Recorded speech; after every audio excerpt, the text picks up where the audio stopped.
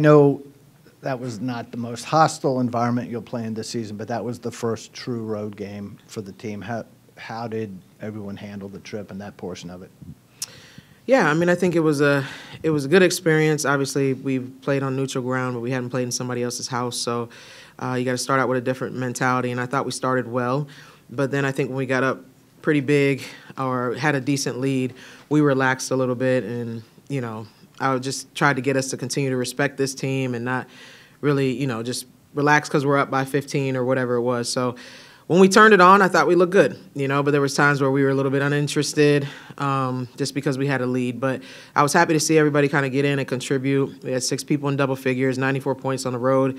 I think we gave up too many points, but, that was really in the beginning of the third quarter. Our defense wasn't what it should be, and they scored like 15 points in about 3 minutes, and then, things like that. But overall, I like to see our offense continue to thrive like that. With another game underneath your belt, with this group, do you feel more comfortable now figuring out those lineups now? Do you feel like you have like a better idea of who plays well with who now after a bit? I mean, a little bit, but that's going to be kind of an ever-evolving thing, Again, people are still getting their game lungs back and still getting back, just in rhythm. It takes a little bit of time. It's different when you've been in summer workouts, preseason, and then playing rather than jumping in the middle of the season. So it's going to take some time for some of the kids that were injured, and just time for me to get rotations right. But I do think that everyone is learning each other more. So no matter what group of kids they go in there with, we're kind of understanding what everybody brings to the table, which is going to help our offensive chemistry. You mentioned getting into a rhythm with your team. The month of December, the schedule is layered a little bit differently with a couple of 10-day breaks. How are you going to navigate that with your team to kind of keep them locked in, keep them focused, even when they're not playing 2 games a week like they usually are? Yeah, I mean, I think it's about us. It's going to be about us, like, continuing to learn ourselves, like I was just saying, working on tweaking some offensive stuff, some defensive stuff, but just getting better as a team. We're going to have pretty much a whole rotation except for Mir in there, so now we can have full practices where we're just worrying about the scout or the next team that we're preparing for. We can actually focus on us and fine-tune some things that we just can't do if you're preparing for game after game after game.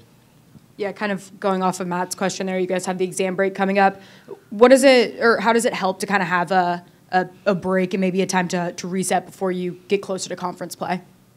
Yeah, I mean, I think the break comes at a great time. Scouting report, I'm a scout-heavy coach, so our players have to learn a lot about each team that we play in a short period of time. So, it's mentally taxing and then, obviously physically taxing to playing games every couple of days. So I think it's a good time to get mentally and physically refreshed. It's a good time for us to work on us. And personally, I think it's going to be a good time for me to kind of attend to my family a little bit. But, finals week kind of comes at a great time where you've been going, have a little bit of break, work on ourselves, and then get back to it. Yeah, I'm sorry about the passing of your father. I know there's never a good time to lose somebody, but I'm sure it happening at this point in the season is challenging as well. How has leaning on your team and the rest of your coaching staff kind of helped you through this? Yeah, I mean, it's a very difficult time, and especially when it's unexpected. But at the same time, I always lean on God, rather than my own understanding about everything. I have a really big family, a really loving family, so, just being in touch with them and continuing to lean on each other has been great. But, my Wahoo family has been awesome. There's been so many, text messages, calls, flowers, cards, so many people have been reaching out just from the administration department, other parts of the university, president's office, just so many people. And it's been, just feeling all the love and support from everybody has been helpful. And obviously my team, my players, and coaching staff have been tremendous. They've been praying for me, with me, and just offering their support. And then one thing that's pretty common is they just say that I'm always there for them, and they want to just be here for me and want me to know that I can rely on them. And that's players, that's coaching staff, that's support staff.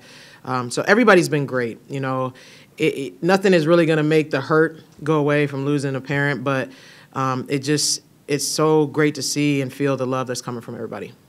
On a lighter note, I went to Sam's podcast last night. Have you had a chance to go to one of those, maybe be on her show, and what has that been like?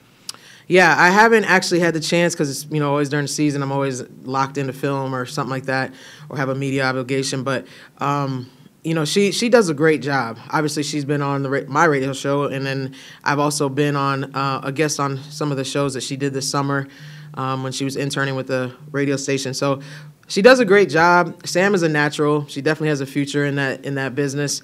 She has a future in basketball first, but then also just commentating, sideline, whatever she wants to do, whether it's radio, TV. She's great, And I love how she interviews some of the other student athletes, and people get a behind the scenes look at them, and I just think it's great. Yeah, she is absolutely a natural. And one of the things that she focuses on her show a lot last night, because it was Mo talking, is talking about them, off the court and them as individuals. And obviously Sam is somebody who has kind of fought through some injury. So what has it maybe added to her to be able to have something like a podcast or have this passion off of the court when she isn't able to play? Yeah, I think it's a chance for her to tell her story and also for her to continue to inspire others. There's so many people that go through different adverse times, but, just pertaining to student athletes, injuries, and that's a really hard thing to deal with, mentally and physically. And Sam's been through a lot of it, and she's persevered through it. So I think that, her story helps other student athletes, but also helps other young kids around the area and the community that look up to her, want to be like her, or want to play in a school like this, or whatever it is. And they understand that it's not going to always be an easy road. There's going to be ups and downs. There's going to be things that kind of knock you off the tracks, but you just got to stay the course. Sam's really strong in her faith, really grounded in that. And so I just think that her platform that she's developed is just another way to inspire and empower. Looking at the stats, it seems like turnovers have not been a big problem this year. How much do you emphasize, taking care of the ball, and have you been pleased with the way the team has done with that so far? Yeah, that's a big emphasis. Turnovers, free throws, things like that. And both are trending in the right direction right now, so I don't want to jinx us. But, we focus on that in practice every day. And I think it was probably our first scrimmage, maybe exhibition game, maybe first game. It was our first 3 competitions. We had a lot of turnovers. It was not good. So it was a point of emphasis. So I love to see that number continue to come down. Because we have guard play we have guards that we can trust with the ball, that can handle the ball back there. And so bigs that can read double teams, things like that. So I expect that number to stay low, but that's definitely a point of emphasis. Mo had a season high against LaSalle. She had a good game. How much have you seen her grow already and get more comfortable with the college game and just, assimilating with the pace? Yeah, Mo, I don't think she missed a shot that game. It was 6 for 6 and 1 for 1 from the 3. 17 points. That was great. I was really proud of her.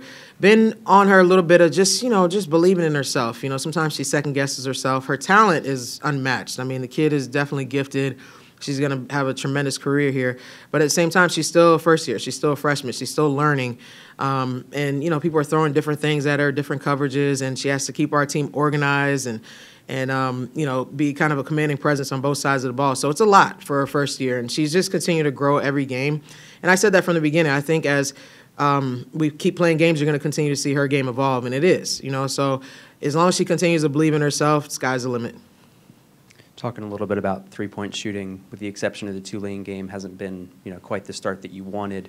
Have you been happy with the shot selection, where your team is taking the threes, the looks that you're getting, and what can you do to kind of help improve those numbers? Yeah, we take a lot of threes. Obviously, we're capable. The Tulane, you don't just go out and hit 15 threes without, having some shooters on your team. We hit 8 or so against LSU. So, yes, shot selection is what we've been talking about the most. I don't necessarily want to take 33s a game, right? But if people are playing you zone, then sometimes you have to.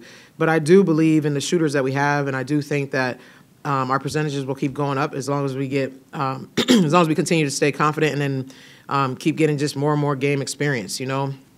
Some of our shooters haven't had opportunities to play, 30 minutes a game where they could just get settled in a rhythm. Some have, and or just have to get used to people flying out at them or different defensive coverages. So I think as the season goes on, we'll see those percentages get better. You kind of got into my next question there. When you're talking about the depth that you have on your team, so many players who could contribute, how much are you taking into account in any given game the player who has the hot hand playing that person more diverging from your game plan in terms of rotation and minutes when you have so many players who can contribute? Yeah, I mean, that's kind of my philosophy. I mean, whoever has it going, we just feed that person or those people, because it could be more than one person. And our players know that. So it's not going to always be the same person. I think that's the beauty of our team.